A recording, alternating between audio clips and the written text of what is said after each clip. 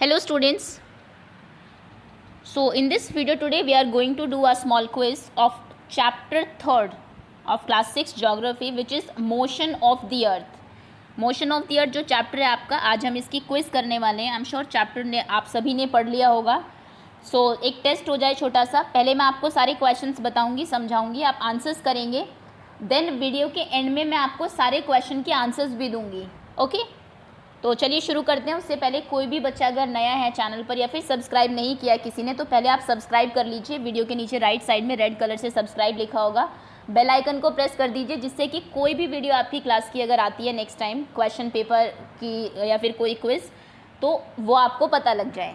Okay so the first question is motion of earth on its axis in about 24 hours is called. आपको पता है अर्थ दो तरीके से घूमती है. एक बार अपने ही एक्सिस पे जो 24 आवर्स में पूरा घूम जाती है, और एक वो सन के चारों तरफ जो घूमती है. तो यहाँ पर जो वो खुद के एक्सिस पर घूम रही है 24 आवर्स में, एक चक्कर कंप्लीट कर लेती है, उसको आप क्या कहते हैं? ए रिवोल्यूशन, बी रोटेशन, या फिर C both A and B. Revolution, rotation या फिर दोनों. ओके आंसर कर दिया होगा. Again I am saying answer सभी मैं आपको वीडियो के एंड में बताऊंगी, तो अभी आप कहीं पर नोट करते हुए जाइए या फिर कमेंट सेक्शन में लिखते जाइए answers.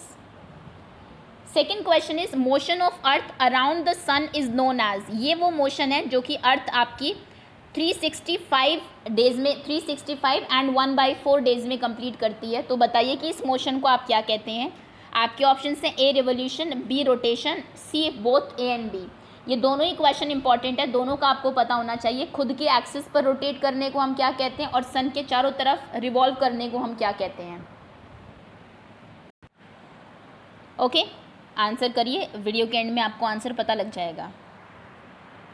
Okay next question is what is orbital plane. Orbital plane क्या होता है? Plane formed by the axis, plane formed by the orbit, या फिर both A and B. Orbital plane किसे कहते हैं आप? जो एक्सिस प्लेन्स फॉर्म करती है या फिर जो ऑर्बिट प्लेन फॉर्म करती है. दोनों तो हो नहीं सकते obviously. Okay next question is which one of the following is the source of light on the earth. Earth जितने भी प्लैनेट्स हैं आपके, सभी का सोर्स ऑफ लाइट एक ही है हमारा, जिसकी वजह से अर्थ पर लाइफ पॉसिबल है. तो वो क्या है सोर्स ऑफ लाइट? आपके ऑप्शन हैं ए मून, बी सन, या फिर सी सैटेलाइट्स. तो देखिए वैसे तो ये तीनों ही सेलेस्टियल बॉडीज़ हैं आपकी जो चमकती है आपके आसमान में. सन है, मून है, या फिर सैटेलाइट है. लेकिन इनमें से दो की खुद की लाइट है ही नहीं. सिर्फ एक ही है जिसकी खुद की लाइट होती है, वो आपको पहचानना है. और वही उसी की वजह से हमारी अर्थ पर क्या होता है? लाइट है. Okay next question is the circle that divide the globe into day and night is called. देखिए इस तरीके से आपकी अर्थ है, ये सपोज करिए ब्लू कलर से बनाते हैं बिकॉज अर्थ ब्लू है आपकी. ओके ये अर्थ है और यहाँ पर सन है आपका. ये मान लीजिए ये सन है. तो सन रेज जब यहाँ पर पड़ती है आपकी अर्थ के ऊपर इस तरीके से, तो ये पार्ट में तो रोशनी रहती है, और ये जो सेकंड पार्ट है इधर बिल्कुल अंधेरा होता है, बिकॉज ये ऑपोजिट डायरेक्शन में होता है आपके. तो ये जो लाइन है जो अलग करती है आपकी, डिवाइड करती है अर्थ को, कि इधर रोशनी रहेगी, इधर अंधेरा रहेगा, बिकॉज इधर रात होती है उस टाइम, इधर दिन होता है. तो बताइए कि उस लाइन को आप क्या कहते हैं, उस सर्कल को आप क्या कहते हैं? आपके ऑप्शंस हैं A circle of darkness, circle of day and night, या फिर C circle of illumination. Circle of darkness, day and night, illumination.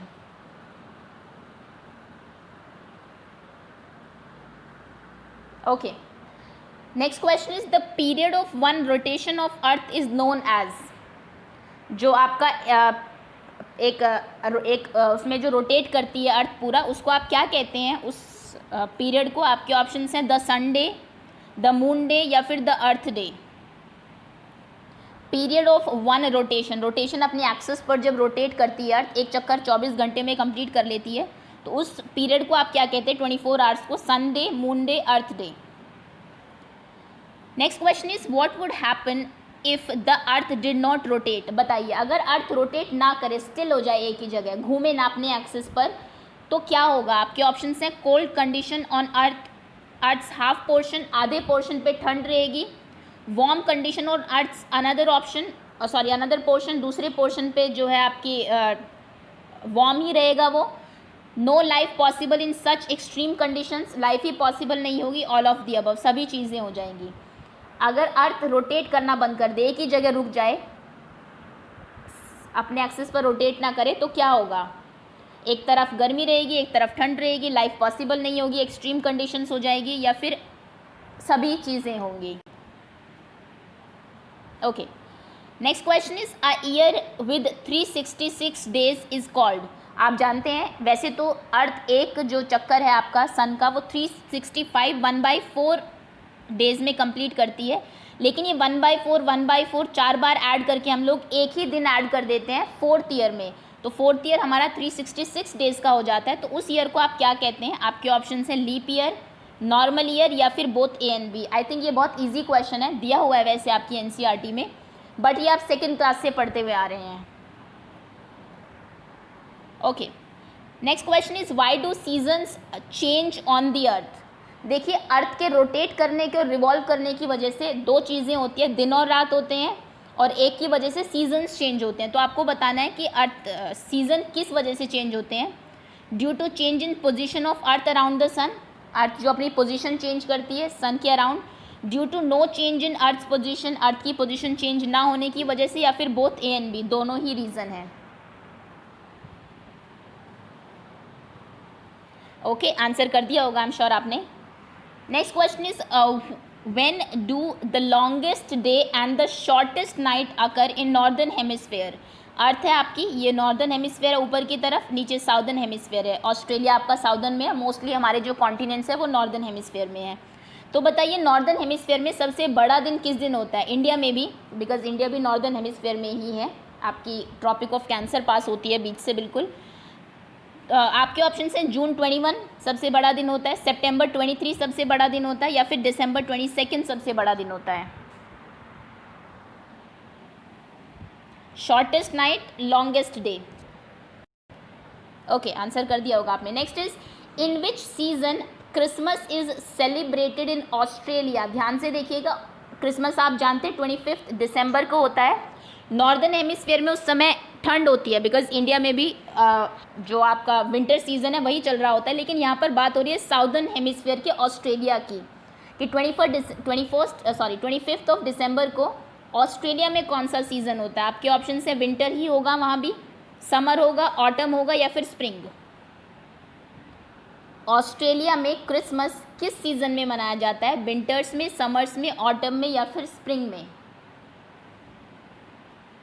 Okay, next question is when do equinoxes occur on the earth. Earth के ऊपर equinoxes कब होते हैं? आपके option हैं 21 मार्च को, 23 सितंबर को, या फिर बोथ ए एंड बी, 21 मार्च को भी एंड 23 सितंबर को भी। एनसीईआरटी में गिवन है, आई एम श्योर आपको पता होगा। चलिए, next question is days and night occur on the earth due to. दिन और रात क्यों होते हैं? ड्यू टू रोटेशन, अर्थ जो अपनी एक्सिस पर रोटेट करती है, रिवोल्यूशन जो सूरज के चारों तरफ रिवॉल्व करती है, या फिर बोथ ए एंड बी, दोनों की ही वजह से। Okay, next question is change of season occur on earth due to. Season क्यों चेंज होती है अर्थ के ऊपर? रोटेशन की वजह से, रिवोल्यूशन की वजह से, या फिर बोथ ए एंड बी, दोनों की ही वजह से। तो देखिए, ये मैं आपको पहले भी बता चुकी हूँ, आई थिंक। ये आपका सन है, अर्थ जो सन के चारों तरफ घूमती है वो एलोंगेटेड पाथ पर घूमती है। इस तरीके का पाथ होता है जहाँ पर ये अर्थ रोटेट करती है आपकी। तो जब अर्थ यहाँ पर या फिर यहाँ पर होती है तो आपका समर सीजन होता है, किसी भी हेमिस्फीयर में हो, चाहे नॉर्दर्न में, साउदर्न में, बिकॉज सन के बहुत पास में है, सनरेज बहुत जल्दी पहुँच जाती है और बिल्कुल सीधी पड़ती है अर्थ के ऊपर। लेकिन जब अर्थ यहाँ पर होती है या फिर यहाँ पर इस तरीके से घूमती हुई आती है, तब आपकी बहुत दूर हो जाती है ये सन से, तो उस टाइम आपका विंटर सीजन होता है। तो सीज़न किसकी वजह से चेंज होती है? रिवोल्यूशन की वजह से। और दिन और रात क्यों होते हैं? क्योंकि अभी ये सन है, ये अर्थ है, ये सन है आपका 24, अभी यहाँ पर रोशनी पड़ रही है तो इधर दिन है। 24 आवर्स में अर्थ जो अपने एक्सिस पे घूम के ये वाला पोर्शन इधर आ जाएगा और ये वाला उधर चला जाएगा, तब क्या होगा? इधर दिन हो जाएगा और दूसरी तरफ रात हो जाएगी। तो अपने एक्सिस पर जो अर्थ रोटेट करती है उसकी वजह से आपके दिन और रात होते हैं। दोनों इंपॉर्टेंट क्वेश्चन है, डेफिनेटली ये एग्जाम में पूछे जाते हैं। तो दिन और रात होते हैं रोटेशन की वजह से, और सीज़न चेंज होता है रिवॉल्यूशन की वजह से। ओके, चलिए ये आपके 14 इंपॉर्टेंट क्वेश्चंस थे। अब इनके आंसर्स क्रॉस चेक कर लेते हैं। जहाँ पर भी आपने आंसर्स लिखे देखिए आपके कितने मार्क्स आए, और कमेंट सेक्शन में अपने नाम के साथ आप अपने मार्क्स भी लिखेंगे। करेक्ट आंसर है first B, second A, third B, fourth B, fifth C, sixth C, seventh D, eighth A, ninth A, 10th A, 11th B, 12th C, 13th A, 14th B. So if you like the video, अगर आपको अच्छे लगे हो तो नीचे like button press कर दीजिए and share it with your friends also, and comment section में अपने मार्क्स ज़रूर लिख दीजिएगा अपने नाम के साथ। So that's all, thank you so much for watching.